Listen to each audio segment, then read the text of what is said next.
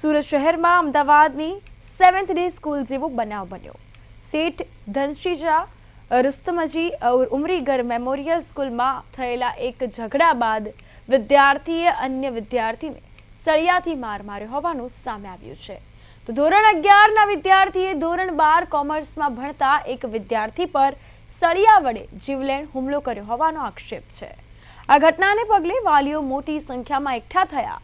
શાળાના પ્રિન્સિપાલ અને ટ્રસ્ટીને રજૂઆત કરવા પહોંચ્યા, જે બાદ શાળા દ્વારા સમગ્ર મામલે તપાસ હાથ ધરવામાં આવી છે। તો સુરત શહેરમાં અમદાવાદની 7th ડે સ્કૂલ જેવી ઘટના સામે આવી છે। ધનજીશા રુસ્તમજી ઉમરીગર સ્કૂલનો આ બનાવ કે જેમાં વિદ્યાર્થી પર સળિયા વડે હુમલો થયો છે। સમગ્ર મામલે તપાસ હાથ ધરવામાં આવી।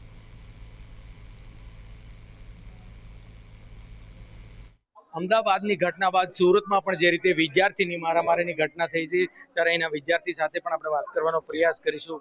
કારણ કે શું કહે છે, કઈ રીતે મારા હમણાં તબિયત ખરાબ છે, મેં કીધું એક ને પછી વિદ્યાર્થી કઈ બોલી શકે તેમ નથી, એટલે આ રીતે જોઈ શકાય છે તે મુજબ કે વિદ્યાર્થી છે તે અત્યારે હાલ કઈ બોલી શકે તેમ નથી। અને અલગ અલગ લોકોના જે રિવ્યુ અને ખાસ કરીને અહીં જે પ્રિન્સિપાલની જે ઓફિસ છે ત્યાં હોબાળો થયો હતો અને વાલીઓ દ્વારા જે રીતે વિરોધ કરવામાં આવ્યો હતો, અને ત્યારે આ પ્રમાણે જોઈ શકાય છે તે મુજબના દ્રશ્યો કે અત્યારે અહીં જે સ્કૂલ સંચાલકો દ્વારા પણ મનમાની અને ક્યાંક ને ક્યાંક સાવરતા હતા। ત્યારે આપણે એના સાથે વાલીઓ સાથે વાત કરી। બિલકુલ, શું કહેશો તમે, કઈ રીતની આખી ઘટના?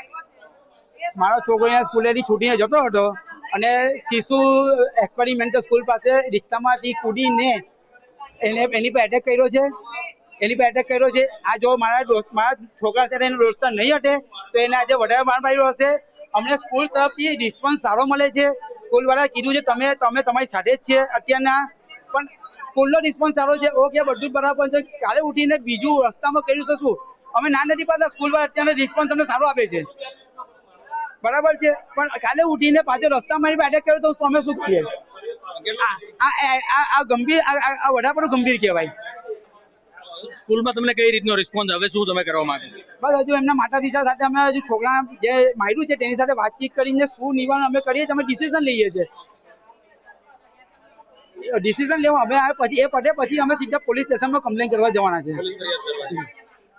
બિલકુલ, તો જોઈ શકાય છે તે મુજબ શું કહેશો આ રીતની વિદ્યાર્થી સાથેની ઘટના? બસ આવી ઘટના નહીં બનવી જોઈએ। આ છોકરો તો બચી ગયો, એના બીજા દોસ્તારે એનો સલિયો લઈ લીધો તો બચ્યો છે, નહીં તારા અમદાવાદ વાલી જ થવાની હતી। એટલે અમે તો એટલું જ કહીએ કે જે છોકરાઓને તમે મોટા મોટા હોદ્દાઓ આપો છો ને સ્કૂલમાંથી, OGS ના ને એના, તે વિચારી સમજીને આપે સ્કૂલવાળા। અને સ્કૂલ હમણાં અમને પૂરેપૂરો સપોર્ટ કરી રહી છે, DEO પણ આવી રહ્યા છે। એટલે અમે લોકો એમની સાથે વાતચીત કરીને પોલીસ કમ્પ્લેન કરીને આગળ વધશું। તો જોઈ શકાય તે મુજબ કે અહીં જે પ્રમાણેના દ્રશ્યો અને જે પ્રમાણે સ્કૂલ આવેલી છે તે મુજબમાં અહીં જે હોબાળો મચ્યો છે અને જે પ્રમાણે જોઈ શકાય છે કે અહીં આ શાળામાં મોટું જે મસ્ત મોટું જે આખું બિલ્ડિંગ છે તે શાળામાં પણ રોકવાનો મીડિયાને પણ ક્યાંક ને ક્યાંક જે પ્રયાસ કરવામાં આવી રહ્યો હતો। એટલે સ્કૂલ સંચાલકોની જે બદનામીનો ડર હતો, પરંતુ વિદ્યાર્થી સાથે જે અમદાવાદમાં ઘટના બની હતી તેવી ઘટનાનું પુનરાવર્તન સુરતમાં ન થાય તે માટે વાલીઓ સજાગ છે અને હાલ પોલીસ પણ ઘટના સ્થળે દોડીને તપાસનો ધમધમાટ તેજ કર્યો છે। પરંતુ મહત્વનું છે કે લોખંડનો સળિયો, એટલે વિદ્યાર્થીઓ અત્યારે જે મારામારી સુધીની ઘટનાઓ બને છે અને તેમાં સુરતમાં પણ અમદાવાદ ઢાલતી થતી સહેજમાં રહી ગઈ છે। ત્યારે હવે પોલીસ સમગ્ર દિશામાં તપાસ કરી રહી છે। ત્યારે જોવું રહ્યું કે આખરે પોલીસ વાલી પણ કહી રહ્યા છે કે પોલીસ ફરિયાદ નોંધાવશે। ત્યારે જોવું રહ્યું કે આ ઘટનાનો જે અંત છે તે શું આવે છે। કેમેરામેન અજય કુમાર સાથે અરવિંદ રાઠોડ, પ્રદેશ 24, સુરત।